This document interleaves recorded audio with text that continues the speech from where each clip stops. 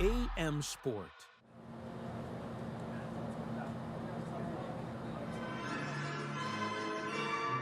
يقابل الوطني، الأهلي يقابل الفتح اليوم. الثلاث مباريات، القادسية يقابل الخليج والفتح يقابل الأنصار. الكرة لمسة موجودة، خالد عبد الجواد خاطئ الكرة. هذه البطولة استطاع الفوز على أندية تمتلك إمكانيات أكبر، فنحن نتحدث عن محمد افتكاك حزم أفضل دائما نادي الحزم. فتح أقوى خط هجوم، أضعف خط هجوم في البطولة كان الشباب. صار الفيصلي التضامن الوطني، هذه الأندية اللي تصل لهذه النسخة. هنا عرضية سلامة للاعب خلف العنزي.